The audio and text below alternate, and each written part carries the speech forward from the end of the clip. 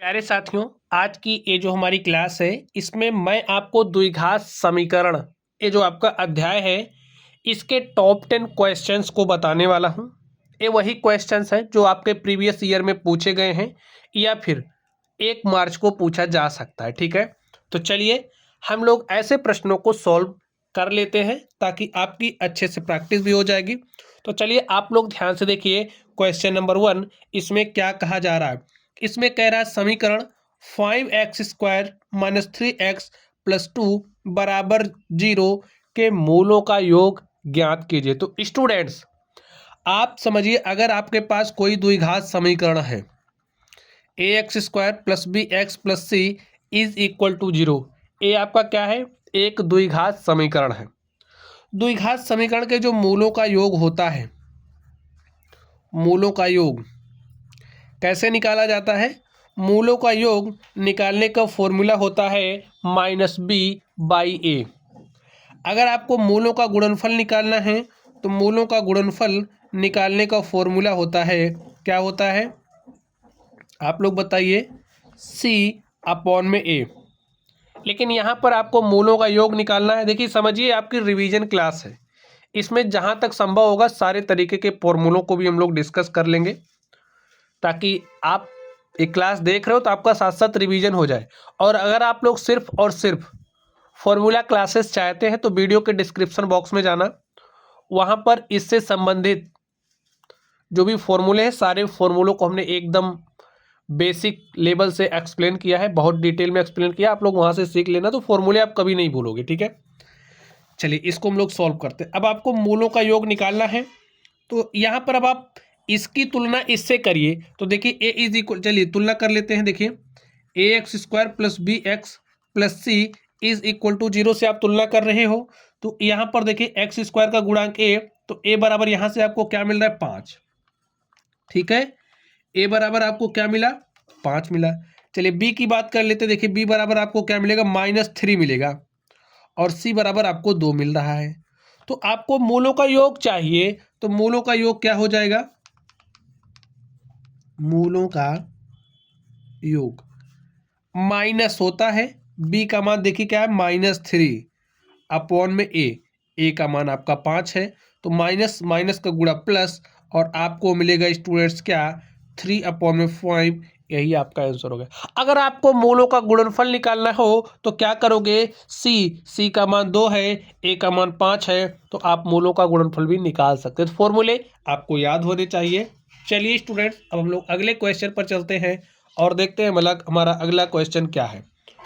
तो अगले क्वेश्चन को आप ध्यान से पढ़िए। देखिए ये सारे क्वेश्चंस पूछे गए हैं, आप लोग ध्यान से पढ़िए। ऐसे क्वेश्चंस हमने लिए जिन क्वेश्चंस को आप इग्नोर कर देते हो और परीक्षा में पूछे जा सकते हैं। ठीक है, चलिए आप ध्यान से देखिए। इसमें कह रहा है द्विघात समीकरण 3x² - 6x + 4 = 0 का विविक्त कर है। अब आपको विविक्त कर निकालना है। विविक्त कर निकालने का फॉर्मूला होता है, क्या होता है, जो हमारा d होता है, d = होता है b² - 4ac। ये आपका विविक्त कर निकालने का फॉर्मूला होता है। अब स्टूडेंट्स इसी फॉर्मूले का आप इस्तेमाल करके इसका विविक्त कर निकाल लो। तो देखिए d आपका क्या हो जाएगा, d = होता है b² - 4ac। अब आप इसकी जो तुलना है किससे करोगे, द्विघात समीकरण के व्यापक रूप से ax² + bx + c = 0 से। तो देखिए यहाँ पर आपको a बराबर क्या मिल रहा है, a बराबर 3 मिल रहा है, तो a के स्थान पर 3 रख दो। चलिए a के स्थान पर 3 रखा, c देखिए आपका क्या है, 4 है, तो c के स्थान पर 4 रख दो। और देखिए b का मान क्या है, -6 है, तो b के स्थान पर -6, लेकिन यहाँ पर स्क्वायर है तो स्क्वायर कर दो। सोल्व करिए, -6 का स्क्वायर करोगे, -6 गुणे में -6, माइनस माइनस प्लस और 6 छः के हो जाएगा 36, 4 तिया 12 चौके 48, यहाँ पर 48 लिख दो। 36 में से 48 घटाना है तो आपको क्या मिलेगा, -12। और देखिए ऑप्शन नंबर जो आपका सी है वो क्या है, करेक्ट है। तो ऐसे ही विविक्त कर निकालते हैं। अब स्टूडेंट्स कुछ बातें आप और ध्यान से सुन लीजिए। अब ये जो आपने विविक्त कर निकाला, इसमें अगर आपका जो डी है, ये जो आपने सॉल्व किया है, जैसे डी बराबर ए है तो आपने सॉल्व किया, अगर आपका डी का जो मान है वो 0 के बराबर आ गया तो जो आपके मूल हैं, मूल क्या होंगे, वास्तविक मूल प्राप्त होंगे और आप वास्तविक मूल प्राप्त होंगे आपको, वास्तविक एवं एक समान मूल आपको प्राप्त होंगे। ठीक है। नेक्स्ट स्टूडेंट, अगर आपका जो डी है, डी का मान क्या है, बड़ा है किससे, जीरो से। डी का मान बड़ा है जीरो से, यानी कि कोई भी संख्या आ गई 1 2 3 4 5 6 7 इस तरीके से, तो जो आपके मूल होंगे वो कैसे होंगे, मूलों की प्रकृति क्या होगी, आपसे पूछा जा सकता है। तो मूलों की प्रकृति क्या होगी स्टूडेंट्स, वास्तविक होगी। ठीक है, वास्तविक मूल आपको मिलेंगे। वास्तविक एवं असमान दोनों मूल आपके अलग अलग होंगे। वास्तविक एवं असमान मूल। ठीक है। चलिए अब देखिए, अगर आपका जो डी है, डी का मान क्या है, छोटा है जीरो से। जब डी का मान छोटा होगा जीरो से, तो इस स्थिति में आपके जो मूल हैं वो वास्तविक नहीं होंगे, अवास्तविक अर्थात काल्पनिक मूल आपको प्राप्त होंगे। ठीक है,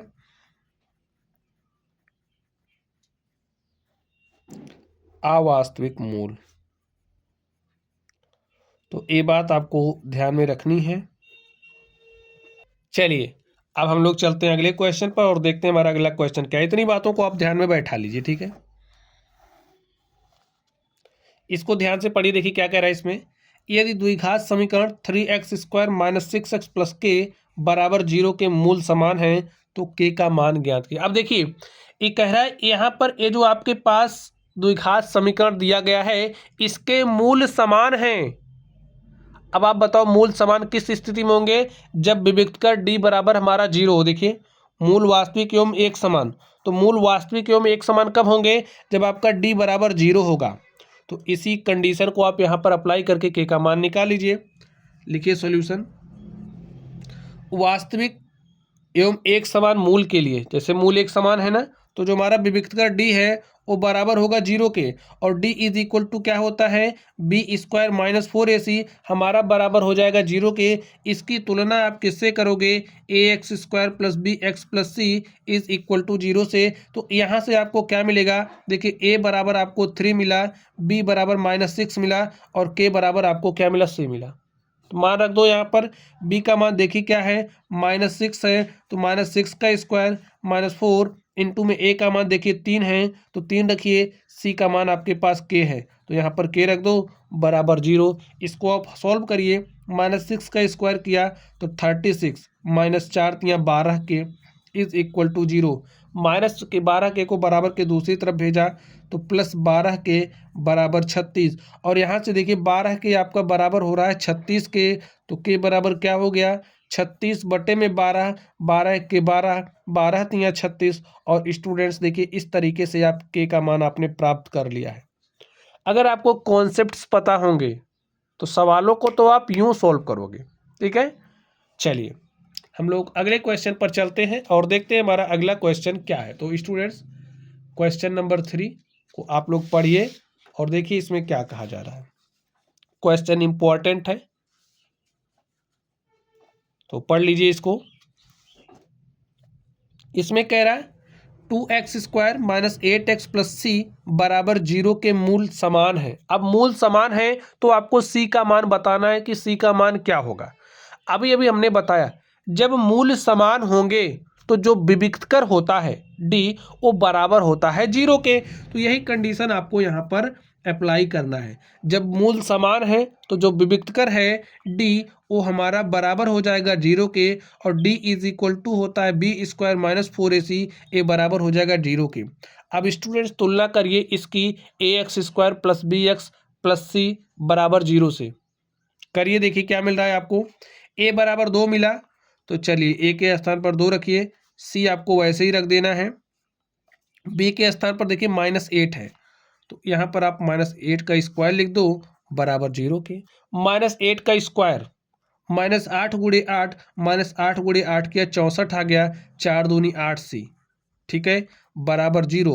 -8c को उधर भेजा तो +8c बराबर 64, 8 × 1 = 8, 8 × 8 = 64। और स्टूडेंट देखिए इस तरीके से आपको c का मान प्राप्त हो गया है। कॉन्सेप्ट्स पता होंगे तो क्वेश्चन तो चुटकियों में सॉल्व होंगे। चलिए अब हम लोग चलते हैं अगले क्वेश्चन पर और देखते हैं हमारा अगला क्वेश्चन क्या है। तो स्टूडेंट्स इसको आप लोग ध्यान से पढ़िए। देखिए इसमें क्या कहा जा रहा है। समीकरण x minus 1/x is equal to 3, x is not equal to 0। यहाँ पर जो आपका x है 0 के बराबर नहीं है, ठीक है, के मूल ज्ञात कीजिए। अब आपको मूल ज्ञात करने हैं। अब स्टूडेंट्स अगर आपके पास कोई भी द्विघात समीकरण दिया गया है ax² + bx + c बराबर 0, इस तरीके से कोई भी द्विघात समीकरण दिया गया है तो इसके मूलों को आप दो तरीके से निकाल सकते हैं। एक गुणनखंड विधि होता है। अगर आपको गुणनखंड निकालना नहीं आता है तो वीडियो के डिस्क्रिप्शन बॉक्स में लिंक मिलेगा स्टूडेंट्स, वहां से आप सीख लेना, क्योंकि यहाँ पर मैं सारी चीजें आपको नहीं बता सकता। तो गुणनखंड विधि से, और दूसरा श्रीधराचार्य सूत्र से। श्रीधराचार्य सूत्र। अब ये जो आपका श्रीधराचार्य सूत्र है क्या होता है, x is equal to -b plus minus √b² - 4ac upon में 2a। इस सूत्र, अगर आपको गुणनखंड नहीं आता ना तो इस सूत्र का इस्तेमाल करना है आपको, और इसका इस्तेमाल करोगे तो मूल आपको आराम से निकल जाएंगे, ठीक है, मिल जाएंगे। चलिए अब आप लोग ध्यान से देखिए, इसके मूलों को आपको निकालना है। तो सबसे पहले जो दिया है उसको लिख लो। लिखिए x - 1/x is equal to 3। इसको सॉल्व करिए। एक काम करिए, दोनों तरफ x से गुणा करिए। चलिए हमने गुणा किया तो यहाँ पर हो गया x² माइनस x अपॉन में x is equal to 3x। x से कैंसिल हुआ तो -1 इज इक्वल टू 3x। इस 3x को इधर हम लेकर के आए तो हमारे पास x² हो गया। इस 3x को इधर लाया, -3x - 1 इज इक्वल टू 0 हो गया, ठीक है। अब आपको इसके गुणनखंड को करना है तो कर लीजिए। देखिए कैसे करोगे, आपको यहां पर ऐसे गुणा करना है कि -1 चाहिए और यहां पर आपको क्या चाहिए, -3, जोड़ने या घटाने पर। तो आप कैसे करोगे, ध्यान से सोचो। देखिए जब ज्यादा सोचना पड़े ना तो आप श्रीधराचार्य सूत्र को अप्लाई कर दो। तो कैसे अप्लाई करते हैं मैं आपको सिखा दे रहा हूं। गुणनखंड विधि से कैसे करेंगे स्टूडेंट, गुणनखंड अगर आपको नहीं आता है, सीखना चाहते हो तो वीडियो के डिस्क्रिप्शन बॉक्स में लिंक मिलेगा, आप लोग वहां से सीख लेना। इसमें मैं आपको श्रीधराचार्य फॉर्मूला अप्लाई करना सिखाने वाला हूँ। तो इसकी तुलना आप करिए ax² + bx + c बराबर 0 से। देखिए आपको a बराबर क्या मिला, यहाँ अगर कुछ नहीं दिख रहा ना स्टूडेंट्स 1 होता है, तो a बराबर हमें 1 मिल गया है। b बराबर देखिए -3 मिला, और c बराबर क्या मिला, -1। इसी फॉर्मूले में वैल्यूज रख दो। तो x इज इक्वल टू देखिए -b, तो माइनस लिखा है पहले से, यहाँ पर भी माइनस है तो माइनस माइनस हो गया +3, प्लस माइनस √b²। b का मान -3 है, -3 का स्क्वायर किया 9 आ गया, -4 गुणे में a गुणे में c अपॉन में 2a, 2 इंटू में a। तो सॉल्व करिए। देखिए 3 प्लस माइनस √9, 4 × 4 गुणे में -1 -4, माइनस माइनस हो गया प्लस, तो यहाँ पर आपके पास +4 आया बटे में 2a। a के स्थान पर 1 है तो 1 हमने रखा है तो 1 लिख दीजिए। आगे ध्यान से देखिए 3 प्लस माइनस 9 में 4 जोड़ा तो 9 4 हो जाएगा 13 और बटे में 2। अब स्टूडेंट्स आप ध्यान से देखिए, एक बार आप प्लस चिन्ह ले लीजिए। देखिए अगर द्विघात समीकरण है तो द्विघात समीकरण के आपको 2 मूल प्राप्त होंगे। तो एक बार आप प्लस चिन्ह लीजिए, तो लिखिए प्लस चिन्ह लेने पर क्या मिलेगा आपको, x बराबर 3, ठीक है। प्लस चिन्ह ले रहे हो तो प्लस लो, √13 बटे में 2। एक बार अब आप माइनस चिन्ह ले लो, लिखिए माइनस चिन्ह लेने पर, ठीक है। तो माइनस चिन्ह लीजिए तो यहां पर देखिए आपको क्या मिलेगा, x बराबर 3 माइनस √13 और बटे में 2। स्टूडेंट देखिए यही आपके क्या हो गए, मूल हो गए। तो कभी कभी ऐसा होगा कि आप गुणनखंड विधि से मूलों को नहीं निकाल पाओगे, तो उस स्थिति में आप लोग श्रीधराचार्य सूत्र का इस्तेमाल करोगे। चलिए स्टूडेंट्स अब हम लोग अगले क्वेश्चन पर चलते हैं और देखते हैं हमारा अगला क्वेश्चन क्या है। तो इसको पढ़िए। देखिए इसमें क्या कह रहा है, समीकरण x² - 7x + 12 बराबर 0 के मूलों के व्युत्क्रमों का योगफल ज्ञात कीजिए। जो भी इसके मूल हैं, इसके मूलों के जो भी व्युत्क्रम होंगे उनके योगफल को हमें ज्ञात करना है। तो चलिए हम लोग सॉल्व करते हैं। तो इसे आप कैसे सॉल्व करोगे? क्या कह रहा है, समीकरण x square minus 7x plus 12 बराबर 0 के मूलों के, तो सबसे पहले मैं इसको मूलों को निकालना पड़ेगा। जो भी मूल आएंगे उनका व्युत्क्रम करना है, फिर योगफल निकालना। ठीक है, तो चलिए लिखिए x square minus 7x plus 12 बराबर 0। अब इसके मूलों को निकालना है स्टूडेंट्स, तो क्या क्या काम करोगे, इसका गुणनखंड कर लो। तो यहाँ पर आपके पास संख्या 12 है। देखिए जो भी एक्स स्क्वायर का गुणांक होता है, एक्स स्क्वायर के गुणांक को 12 से गुणा करते हैं। तो एक्स स्क्वायर का गुणांक यहाँ पर 1 है, 1 को 12 से गुणा किया तो हमारे पास 12 आ गया। अब ये जो 12 इसको कुछ इस तरीके से तोड़ना है कि जोड़ने या घटाने पर आपको 7 मिले। ठीक है, तो आप लोग कैसे तोड़ोगे, ध्यान से देखिए। आपको प्लस 12 और माइनस 7 चाहिए, तो देखिए इसको कैसे तोड़ोगे। हमें अगर हम -4 गुणे में -3 कर दें, ध्यान से देख लो, -4 गुणे -3, तो माइनस माइनस का गुणा प्लस, और 4 3 12 में मिल, हमें प्लस 12 तो मिल जा रहा है। अब अगर हम -4x -3x, तो -4x -3x, देखिए -7x भी हमें मिल जा रहा है। तो यहाँ पर ये जो -7x है ना स्टूडेंट्स, उस -7x को हटाओ और उसके स्थान पर इसको रख दो, x square -4x -3x plus 12 is equal to 0। इसको आप सॉल्व कर लीजिए। अब आप देखिए x यहाँ पर भी, x यहाँ पर भी हमने x को कॉमन किया, तो यहाँ बचा क्या, x -4, और देखिए यहाँ से हमने -3 निकाला तो बचा क्या, x -4 इज इक्वल टू 0। अब x -4 यहाँ पर भी, x -4 यहाँ पर भी, तो हम क्या करेंगे, x -4 कॉमन कर लेंगे, तो दूसरे ब्रैकेट में बचा क्या, x -3 इज इक्वल टू 0। अब स्टूडेंट्स यदि x -4 हमारा बराबर है 0 के, तो x बराबर हमें 4 मिला, और अगर x -3 बराबर 0 है तो x बराबर हमें 3 मिल गया। ठीक है, देखिए जो हमारे मूल हैं वो हमारे पास आ चुके हैं। इसे आप अल्फा मान लो, इसे बीटा मान लो। तो जो हमारा अल्फा है बराबर 4 है, बीटा बराबर 3 है।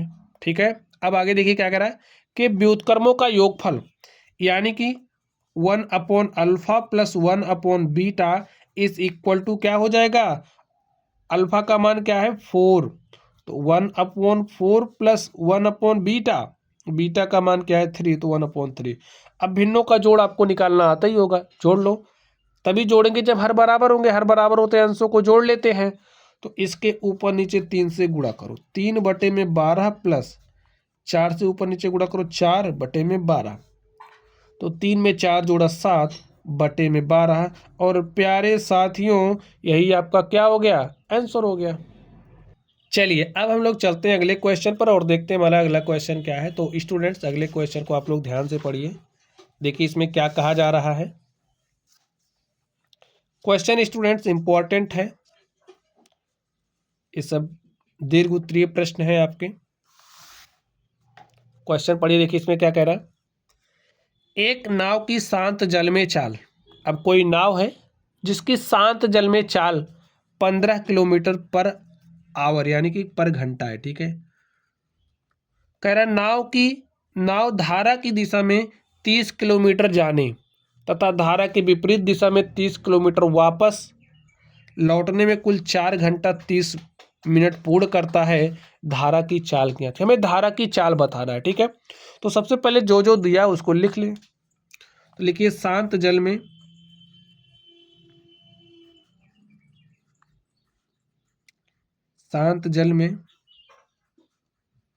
नाव की चाल क्या है, 15 किलोमीटर पर आवर।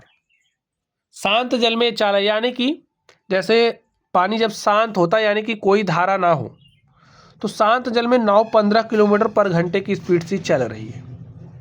ठीक है, यानी कि पानी रुका हुआ है, बह नहीं रहा है, तो उस स्थिति में नाव की चाल 15 किलोमीटर प्रति घंटा है।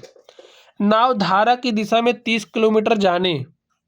अब धारा की दिशा जैसे आप लोग देखते हैं ना, समझिए कोई नदी है, इसमें ऐसे धाराएं चलती हैं यानी कि पानी बहता है। तो ये जो आपकी नाव है, यही आपकी समझिए क्या है, नाव है। ये जो आपकी नाव है, ये जब धारा की दिशा में चल रही, धारा की दिशा आपकी इधर है, ठीक है।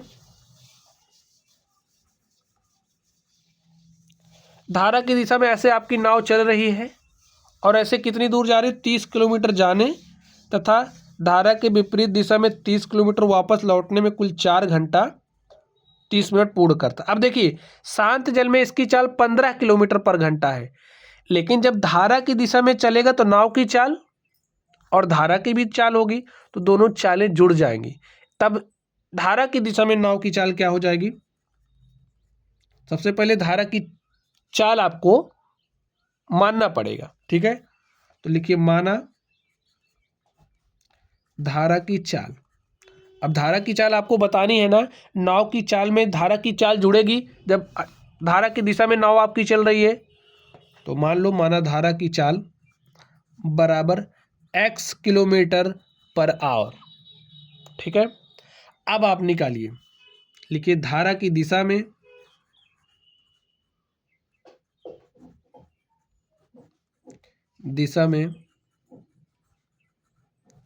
नाव की चाल। अब स्टूडेंट धारा की दिशा में नाव की चाल क्या होगी, शांत जल में 15 किलोमीटर प्रति घंटा की स्पीड से चल रहा है, लेकिन जब धारा की दिशा की बात आएगी, जैसे आप लोग साइकिल चलाते हैं ना, कभी कभी देखिए जब आप साइकिल चलाते हो तो जब हवा चलती है, जैसे हवा इस डायरेक्शन में चल रही है और आप साइकिल भी उसी डायरेक्शन में लेके जा रहे हो, तो आपके साइकिल की स्पीड बढ़ जाती है। आप कम ताकत लगा करके ज़्यादा तेज चलते हो। लेकिन अगर वही बात विपरीत हो जाए, हवा इस दिशा में चल रही है और आप इस दिशा में चल रहे हो, तो आपकी जो स्पीड है वो कम हो जाएगी, कितनी, जितनी हवा की स्पीड होगी, ठीक है। चलिए, तो धारा की दिशा में नाव की चाल क्या हो जाएगी, 15 + x। और अगर विपरीत दिशा की बात कर ले, अब नाव समझिए धारा इधर बह रही है, नाव इधर चल रहा है, तो उसकी स्पीड क्या हो जाएगी, 15 - x, ठीक है। लिखिए धारा की विपरीत दिशा में नाव की चाल क्या होगी, 15 - x, किलोमीटर पर आवर, ठीक है, किलोमीटर प्रति घंटा। चलिए अब देखिए क्या कह रहा है, नाव धारा की दिशा में 30 किलोमीटर जाने तथा धारा के विपरीत दिशा में 30 किलोमीटर वापस लौटने में कुल 4 घंटा 30 मिनट का समय। कुल कितना समय लग रहा है, 4 घंटा। देखिए समय इज इक्वल टू क्या होता है, दूरी बटे में चाल, यही होता है आपका फॉर्मूला, या दूरी इज इक्वल टू आपने चाल गुणे समय पढ़ा है, तो समय इज इक्वल टू दूरी बटे चाल। अब देखिए कुल समय कितना लग रहा है, 4 घंटा 30 मिनट। तो लिखिए कुल समय 4 घंटा 30 मिनट अर्थात 4.5 घंटा, ठीक है। तो 4.5 घंटा को आप ऐसे लिख लो। अब देखिए दूरी कितना तय कर रहा है, 30 किलोमीटर, और किस चाल से, 15 + x, क्योंकि धारा की दिशा में जो चाल है।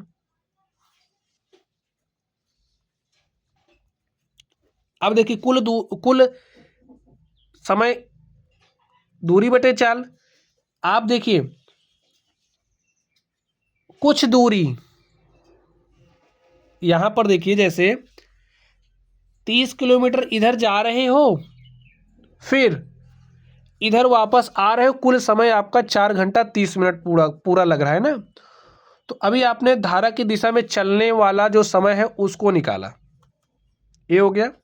फिर विपरीत दिशा वाला क्या हो जाएगा, 30 बटे में 15 - x। इसको अब आप सॉल्व कर लीजिए।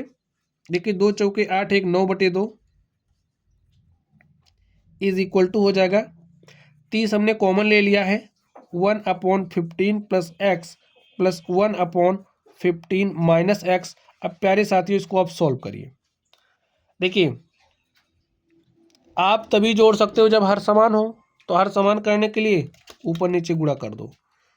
तो यहाँ पर है, हो जाएगा 15 - x + 15 + x, और बटे में क्या हो जाएगा, a + b, a - b, a² - b², यानी कि 15 का स्क्वायर - x का स्क्वायर। 15 का स्क्वायर करोगे 225 और x का स्क्वायर करोगे तो x²। आपके पास कुछ यही आ गया है। ठीक है, चलिए next, 9/2 is equal to 30 of, यहाँ पर अब आप ध्यान से देखो, a minus x a plus x cancel हो गया, 15 में 15 जोड़ा क्या हो गया 30, और यहाँ पर 30 यहाँ पर 30, 30 का गुणा 30 से किया तो 30 गुणे 30 कितना हो जाएगा 900। लेकिन चलिए यहाँ पर 30 लिख दीजिए बटे में 225 माइनस एक्स स्क्वायर। अब आप इसको सॉल्व कर लो, 9/2 इज इक्वल टू 30 गुणे 30 किया हो गया 900 बटे में 225 माइनस एक्स स्क्वायर, 9 से काट दिया इसको तो यहाँ पर 100 आ गया। 1/2 इज इक्वल टू 100 बटे में 225 माइनस एक्स स्क्वायर, इसको इधर भेजो तो 225 minus x square is equal to 2 गुणे 100 अर्थात 200।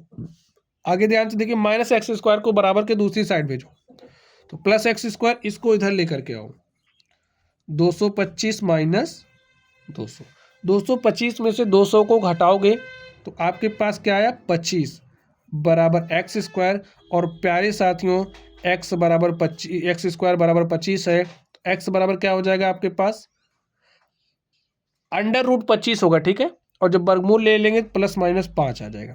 अब प्यारे साथियों आप एक बात समझो, जैसे जो धारा की चाल है वो ऋणात्मक तो हो नहीं सकती, क्योंकि आप ऋणात्मक थोड़ी चलोगे, तो जो आपका x बराबर 5 होगा वही क्या हो जाएगा धारा की चाल। लिखिए x बराबर 5 किलोमीटर पर आवर, ये क्या है आपका, x को आपने क्या माना था धारा की चाल। लिखिए आता है धारा की चाल बराबर 5 किलोमीटर पर आवर है। तो स्टूडेंट्स इसी तरीके से क्वेश्चन को हम सॉल्व करते हैं। आप लोगों ने कॉन्सेप्ट को समझ लिया होगा कैसे किया जाता है। चलिए हम लोग अगले क्वेश्चन पर चलते हैं और देखते हैं हमारा अगला क्वेश्चन क्या है। अगला क्वेश्चन इम्पॉर्टेंट, इस बार पूछे जाने की संभावना अधिक है, क्योंकि देखिए 19 में पूछा गया, 22 में पूछा गया, 23 में, उसके बाद 25 में पूछा जा सकता है। चलिए ध्यान से देखिए इसमें क्या कह रहा है, एक मोटर बोट जिसकी स्थिर जल में चाल 2 किलोमीटर प्रति घंटा है। लिखिए मोटर बोट की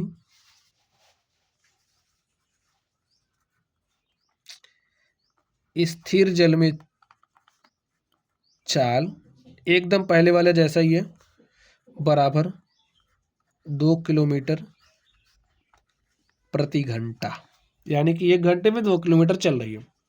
32 किलोमीटर धारा के प्रतिकूल जाने में वही दूरी, यानी कि जो दूरी इसने 32 किलोमीटर धारा के प्रतिकूल चली, वही दूरी धारा के अनुकूल जाने की अपेक्षा 1 घंटा अधिक लेती है। धारा की चाल ज्ञात कीजिए। अब हमें धारा की चाल स्टूडेंट्स बताना है, तो 1 मिनट रुक जाइए, हमको लग रहा है क्वेश्चन में थोड़ा सा गड़बड़ है। तो स्टूडेंट्स मोटर बोट की चाल क्या है 24 किलोमीटर प्रति घंटा। ठीक है, यहाँ पर थोड़ा सा करेक्शन होगा। चलिए अब आगे ध्यान से देखिए, अब कह रहा धारा की चाल हमें बतानी है, तो हम मान लेते हैं धारा की चाल, माना धारा की चाल बराबर x किलोमीटर प्रति घंटा, x किलोमीटर 1 घंटे में धारा की चाल है। अब देखिए 32 किलोमीटर धारा के प्रतिकूल जाने में वही दूरी धारा के अनुकूल जाने की अपेक्षा 1 घंटा अधिक लेती है। तो अगर जो धारा के अनुकूल मोटर बोट की चाल है, लिखिए धारा के अनुकूल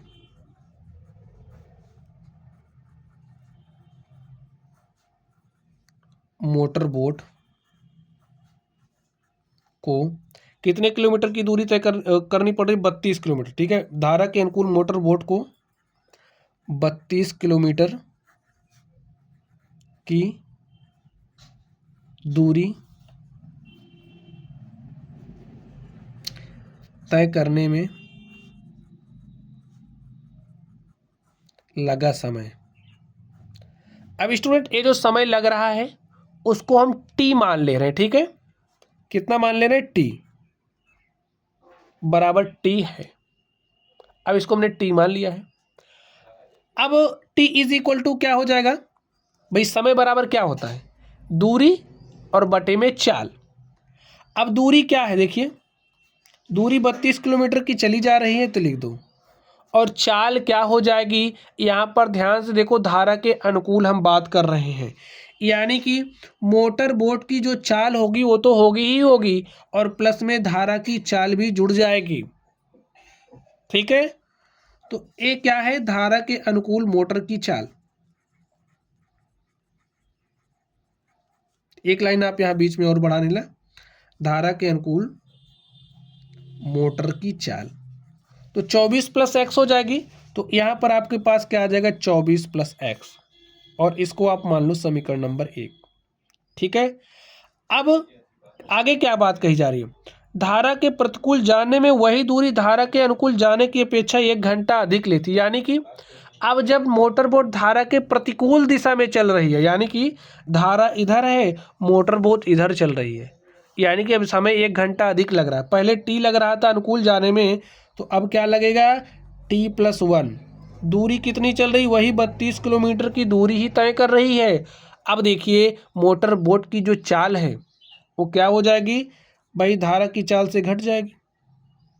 जैसे पहले शांत जल में 24 है, x किलोमीटर प्रति घंटा धारा की चाल है, विपरीत दिशा में चल रही, तो स्पीड क्या हो जाएगी, 24 माइनस एक्स, चाल क्या हो जाएगी, 24 माइनस एक्स। तो समझ लिया 24 माइनस एक्स क्या है, इसको भी लिख लीजिए, धारा के विपरीत दिशा में मोटर बोट की चाल। ठीक है, ये दोनों लाइन आपको इसी बीच में लगा देना है। मेरी आदत है क्वेश्चन को तेजी से सॉल्व करना, इसलिए मैं लिखने पर ज़्यादा ध्यान कम देता हूँ। ठीक है स्टूडेंट्स, चलिए अब आप लोग ध्यान से देखिए, इसको आप ले लीजिए समीकरण नंबर 2। अब समीकरण 1 से जो टी का मान है आप समीकरण 2 में रख दो। लिखिए समीकरण 1 से टी का मान समीकरण 2 में रखने पर, तो रख दो। देखिए टी का मान आप यहां रखो तो मिलेगा क्या, 32 बटे में 24 प्लस एक्स, भाई टी के स्थान पर रख दिया इसको, प्लस में 1 बराबर 32 बटे में 24 माइनस एक्स। इसको आप सॉल्व करो, चलिए हल कर लेते हैं इसको हम। तो देखिए इसको आप इधर लेकर के आओ तो मिला क्या, 32 बटे में 24 प्लस एक्स, इधर लेकर के आया 32 माइनस हो जाएगा। ठीक है, 32 24 माइनस एक्स बराबर ए प्लस 1 उधर जाएगा -1, दोनों तरफ -1 से गुणा कर दो। ठीक है, कर दिया तो ए क्या हो जाएगा, -32 बटे में 24 प्लस है, ए आपका प्लस हो जाएगा।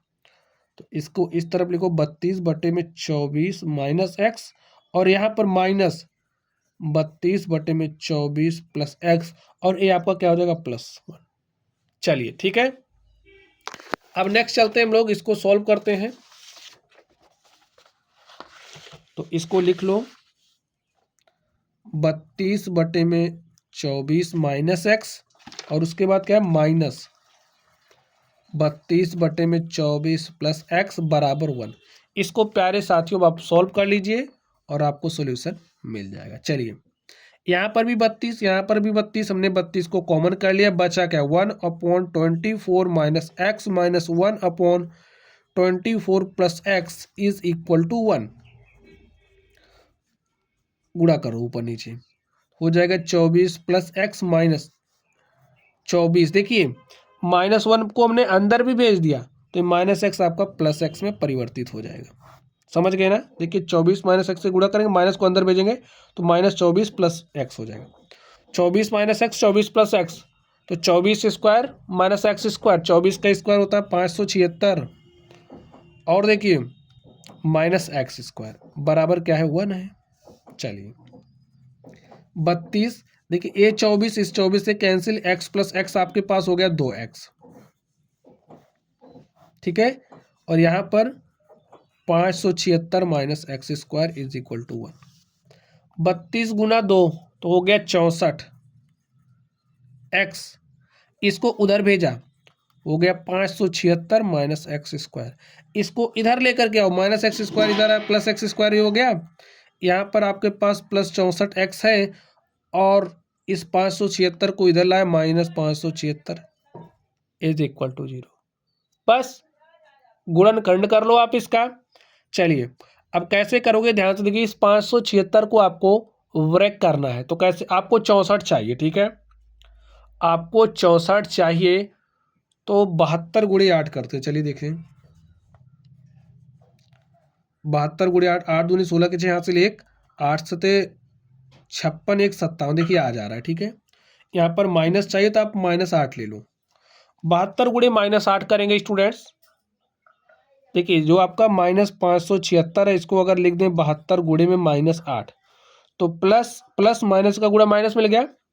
और अगर हम 72x -8x कर दें, हमें प्लस 64x भी मिल जा रहा है। तो इस 64x के स्थान पर आप इसको रख दो, x square plus 72x minus 8x और minus 576 is equal to 0। Solve कर लीजिए। देखिए यहाँ से x निकल सकता है, तो x को निकालो तो बचा क्या, x प्लस में 72, यहाँ -8 निकाला हमने तो बचा क्या x। देखिए माइनस निकल चुका है, प्लस बचा, तो 8 से इसमें भाग दीजिए, 8 सते 56, 1 57, ये हो गया 16, 8 दूनी 16 बराबर 0। x प्लस 72 यहाँ पर भी है, x प्लस 72 यहाँ पर भी है, तो x प्लस 72 को हमने कॉमन कर लिया है, तो बचा क्या, x माइनस 8 बराबर 0। अब स्टूडेंट्स अगर हमारा x प्लस 72 बराबर है 0 के, तो x बराबर -72 आपको मिला।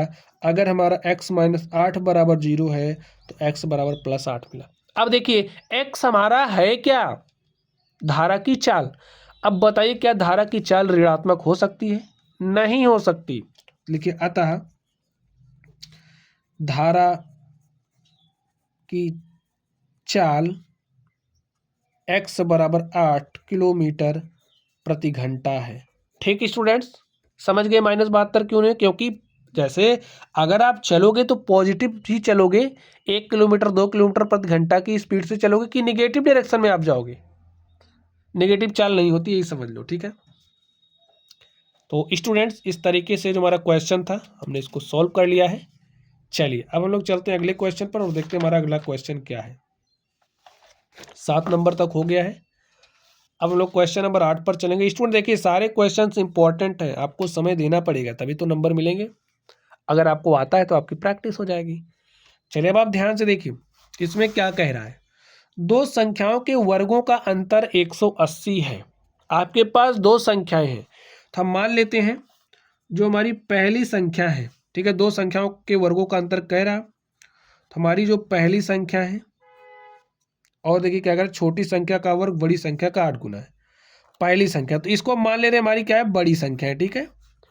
बड़ी संख्या हमारी x है और छोटी संख्या क्या है, अर्थात दूसरी, उसको हमने y मान लिया। अब देखिए दो संख्याओं के वर्गों का अंतर यानी कि बड़ी माइनस छोटी करेंगे, तो एक्स स्क्वायर का वर्ग, क्योंकि वर्गों का अंतर, इसका वर्ग माइनस इसका वर्ग का अंतर क्या है, 180 है। ठीक, इसको आप मान लो समीकरण 1। आगे देखिए क्या कर, छोटी संख्या का वर्ग यानी कि y का वर्ग क्या है, बड़ी संख्या का 8 गुना, बड़ी संख्या x है, x का 8 गुना अर्थात 8x, तो वाई स्क्वायर बराबर 8x, इसको समीकरण 2 मान लो। समीकरण 2 से वाई स्क्वायर को समीकरण 1 में रख दो, रख दिया, देखिए क्या मिला, चलिए लिख देते हैं। समीकरण 2 से वाई स्क्वायर का मान समीकरण 1 में रखने पर रखो स्टूडेंट, देखिए क्या मिल रहा है आपको, एक्स स्क्वायर माइनस 8x बराबर 180। ठीक है, चलिए इसको सॉल्व करते हैं। अब देखिए यहां से x square minus 8x plus 180 इधर आएगा, तो माइनस 180 इज इक्वल टू 0। अब आपको करना क्या है, इसका गुणनखंड करना है, और आपको क्या चाहिए, जोड़ने या घटाने पर -8 चाहिए। तो सोचो अगर हम 18 गुणे में 10 कर दें तो 18 दाम क्या होता है 180, लेकिन हमें -180 -18 -8 चाहिए। तो अगर इसको माइनस करें तो यहाँ भी माइनस मिल रहा है।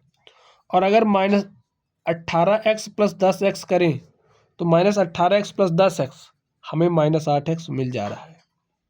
तो इसका मतलब क्या है, -8x के स्थान पर इसको आप रख सकते हो, तो रख दो x² -18x + 10x -180 बराबर 0। हल करते हैं इसको, ध्यान से देखिए, यहाँ पर भी x, यहाँ पर भी x, हमने x को कर लिया कॉमन, तो बचा क्या, x - 18 + 10 x, 18 दाम क्या हो जाएगा 180। तो यहाँ पर x - 18, यहाँ पर भी x - 18 है, तो x - 18 कॉमन कर लो, बचा क्या x + 10 बराबर 0। अब स्टूडेंट्स अगर आपका यदि x - 18 बराबर 0 तो x बराबर +18, और अगर आपका x + 10 बराबर 0 तो x बराबर क्या मिला, -10। अब आप ध्यान से देखिए, आपसे पूछा क्या जा रहा था, कह रहा था दोनों संख्याएं ज्ञात कीजिए। तो आपकी जो पहली संख्या है, देखिए x का मान 18 आया है, तो जो आपका x होगा वो 18 भी हो सकता है और -10 भी हो सकता है। क्या हो सकता है, इसको तो आपको देखना पड़ेगा। चलिए, अब आपको y² का मान चाहिए। भाई y का मान, छोटी संख्या भी तो आपको निकालनी पड़ेगी, दोनों संख्याएं आपको बतानी हैं। तो x के मान को आप यहाँ पर रखो, तो चलिए रखते हैं। देखिए y² बराबर क्या हो जाएगा, 8 गुणे में इस 18 को रख देते हैं यहाँ पर, ध्यान से देखिए, एक बार x बराबर 18 रखते हैं, तो रखते हैं यहाँ पे, तो 18 8 क्या हो जाएगा 144, y² बराबर 144 आ गया, और y बराबर आपके पास क्या आया, +-12, इसका वर्गमूल लोगे +-12। ठीक, अब जब आप x के बराबर -10 यहाँ रखोगे, देखिए y² आपको क्या मिलेगा, y² आपको क्या मिलेगा जब आप x बराबर -10 यहाँ रखोगे, देखिए -80 मिल रहा है।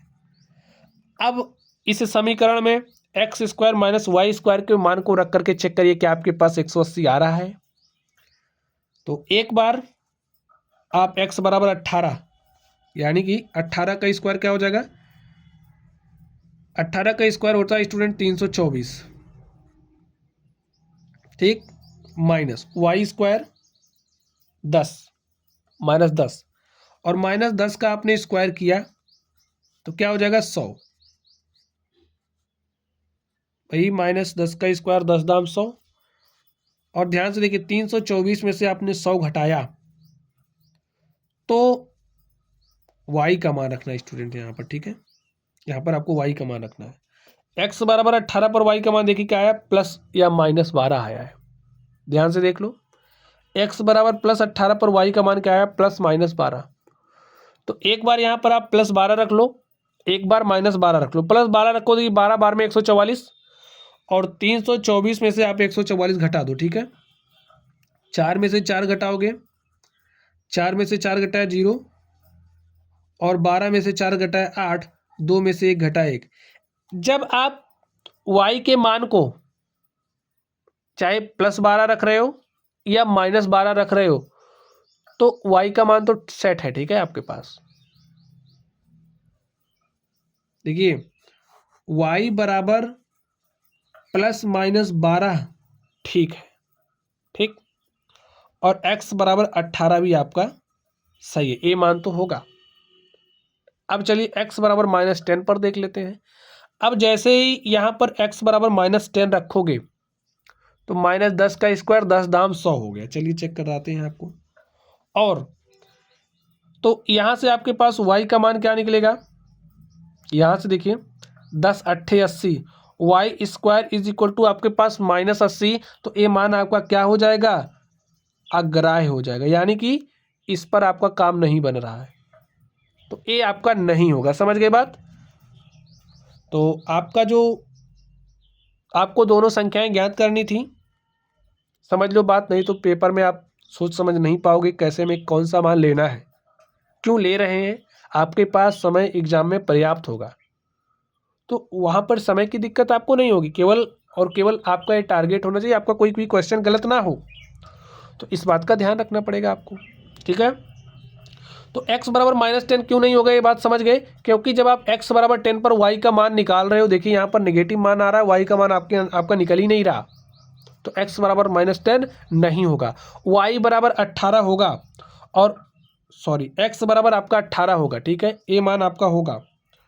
और इस पर जो भी y का मान आ रहा है, चाहे +12 आ रहा है चाहे -12, दोनों मान हो सकते हैं आपके। ठीक स्टूडेंट्स, तो इस तरीके से जो हमारा क्वेश्चन था ये हल हो चुका है। हमारा जो समझाने का उद्देश्य था आप लोगों ने उसको भी समझ लिया होगा। चलिए अगले क्वेश्चन पर चलते हैं और देखते हैं हमारा अगला क्वेश्चन क्या है।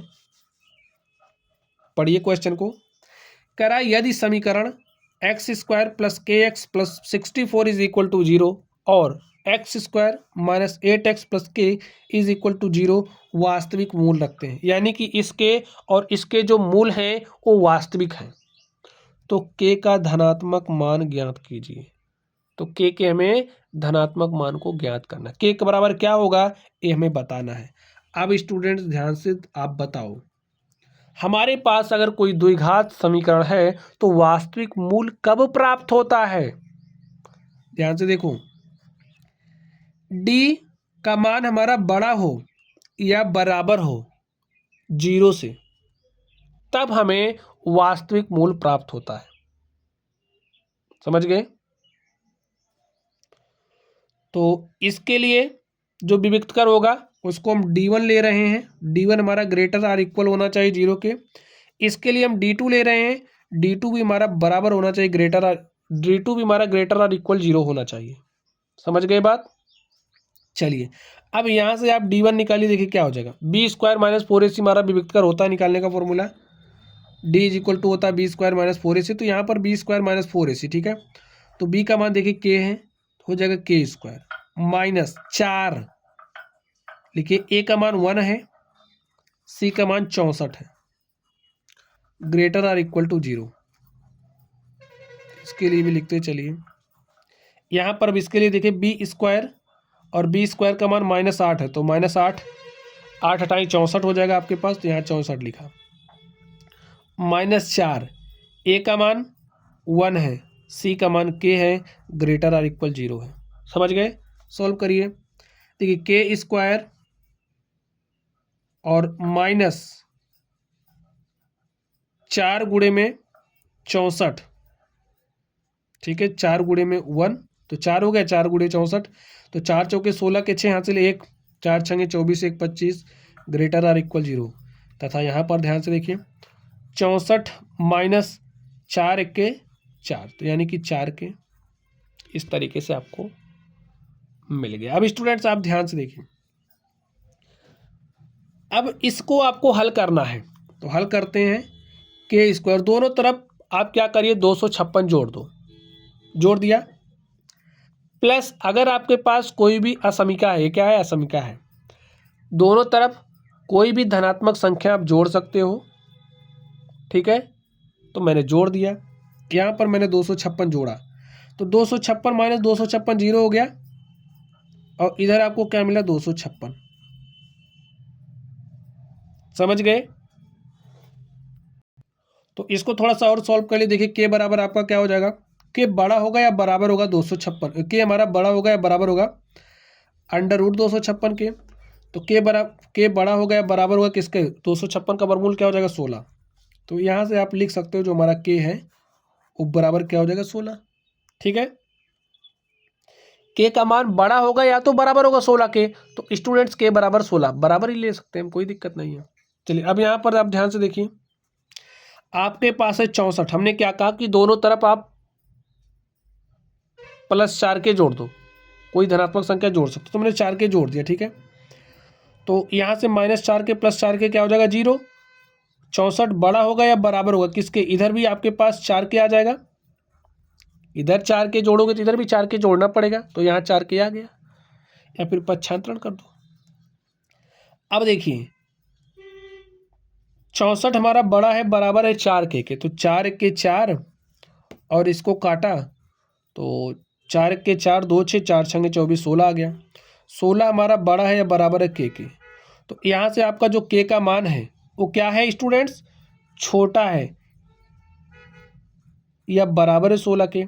तो यहाँ पर भी आप क्या लिख सकते हो, k का मान छोटा होगा 16 के या तो 16 के बराबर होगा, तो आप k बराबर 16 भी ले सकते हो। ठीक है, तो स्टूडेंट्स यहाँ से हमारा k का मान 16 आ गया। तो दोनों समीकरणों के जो मूल हैं वास्तविक होंगे कब, यदि k का मान 16 है। लिखिए, अतः दोनों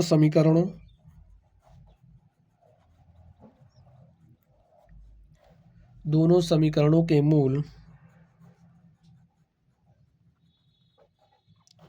वास्तविक होंगे यदि k बराबर क्या है, 16 है। ठीक है स्टूडेंट, चलिए अब हम लोग चलते हैं अपने आखिरी क्वेश्चन पर और देखते हैं हमारा आखिरी क्वेश्चन क्या है। तो स्टूडेंट्स पढ़ लीजिए आप इसको ध्यान से। आड़े टेढ़े क्वेश्चंस आप छोड़ देते हो और यही आड़े टेढ़े क्वेश्चंस आपके एग्जाम में आके टपक पड़ते हैं। ठीक है, तो ऐसे प्रश्नों को छोड़ना नहीं है स्टूडेंट्स, सॉल्व करना है। चलिए इसको सॉल्व करते हैं हम लोग। इसमें क्या कह रहा है, यदि -5 द्विघात समीकरण 2x² + px - 15 = 0 का एक मूल है और द्विघात समीकरण दिस समान मूल रखता है, तो k का मान, हमें k का मान निकालना है। अब स्टूडेंट ध्यान से देखो, ये जो -5 है इसका एक मूल है। जब -5 इसका एक मूल है तो x बराबर -5 रखने पर इस समीकरण को संतुष्ट करेगा, अर्थात रख के देखो, पहले रख दो इसको। ठीक है, लेकिन x पर डायरेक्टली मैं सॉल्व कर रहा हूं, विधिवत आपको लिखना है। तो पहले आप समीकरण लिखोगे, फिर लिखोगे x बराबर -5 इस समीकरण में रखने पर इस समीकरण को संतुष्ट करेगा। ठीक है, तो मैंने रख दिया। तो क्या हो जाएगा, twice times of x², x के मान को -5 रखना है, रख दिया, प्लस p देखिए क्या है आपका, p रखिए, x के मान को क्या रखना है, -5 -15 बराबर 0। तो 2 गुणे में -5 का स्क्वायर 25 हो गया और प्लस माइनस का गुणा -5p -15 = 0। 25 दूनी हो गया 50 -5p -15 बराबर 0। देखिए 50 में से 15 घटाओगे तो क्या आएगा, 35। ठीक है, तो -5p = इस +35 को उधर भेजा तो -35, माइनस से माइनस कटा, 5p बराबर 35 और 5 के 5, 5 सते 35, p बराबर आपके पास 7 आ गया है। अब स्टूडेंट्स p के मान को आप इसमें रख दो और द्विघात समीकरण p of x² + x + k बराबर 0 समान मूल रखता है, तो आपको k का मान बताना है। तो p का मान यहाँ रखिए, देखिए p बराबर 7, इसको हमने समीकरण 1 मान लिया और इसको हमने समीकरण 2 मान लिया। ठीक है, समीकरण 2 में रखने पर तो रखो, तो यहाँ पर हो जाएगा 7 से गुणा भी कर दे रहे हैं। ठीक है, 7x² + 7x + k बराबर 0। अब आपको इस k का मान निकालना है। अब देखिए क्या रहा है, समान मूल रखता है, मूल समान रखता है तो विभक्त कर क्या हो जाएगा, d बराबर 0, क्योंकि d बराबर 0 पर ही मूल समान मिलता है आपको, तो इसका विभक्त कर क्या हो जाएगा, 0। अब आप विभक्त कर 0 है तो d बराबर होता है क्या है, b² - 4ac बराबर होगा आपका 0 के। तो b का मान देखिए क्या है, 7 है, तो 7 का स्क्वायर 49 हो गया, -4 गुणे में a का मान आपका 7 है, इंटू में c का मान आपका k है, बराबर क्या है, 0। हल कर लो इसको आप, तो 49 - 4 सते 28 गुणे में k बराबर 0, और 9 में से 8 घटाया तो 1 आया और 4 में से 2 घटाया तो 2 आया, और इंटू में k बराबर क्या हो गया, 21। स्टूडेंट्स आप ध्यान से देखिए, 4 सते 28 के है तो घटेगा नहीं। ठीक है, तो 49 - 28 के बराबर 0, इसके लिए सॉरी क्योंकि जल्दी में गड़बड़ी हो जाती है। तो 49 - 28 के = 0, तो आपका जो 49 है = हो जाएगा 28 के। और यहाँ से ध्यान से देखिए, के बराबर आपका क्या हो जाएगा, के बराबर हो जाएगा 49/28, 7×7 = 49, 7×4 = 28, के बराबर 7/4 और यही क्या हो गया, आंसर हो गया। तो ऐसे स्टूडेंट्स क्वेश्चंस को सॉल्व करते हैं। मैंने टॉप 10 क्वेश्चंस आपको समझा दिए हैं, आप लोगों का काम है पढ़ना। अब स्टूडेंट्स अगर पूरे कॉन्सेप्ट्स को एक साथ में सीखना चाहते हो, सारे फॉर्मूलों को, तो वीडियो के डिस्क्रिप्शन बॉक्स में लिंक मिलेगा, आप लोग उसको सॉल्व कर लेना, ठीक है। और अगर आपके पास समय हो, आप और वीडियोस देखना चाहते हैं, तो द्विघात समीकरण वन शॉट सारे क्वेश्चंस आपको इसी वीडियो के डिस्क्रिप्शन बॉक्स में लिंक दे देंगे, वहां से पढ़ लेना, ठीक है, ताकि आपका कोई भी क्वेश्चन छूटे। वो ये टॉप 10 क्वेश्चंस हैं, आपको पता ही है। तो चलिए आप लोग पढ़ते रहिए। Thank you.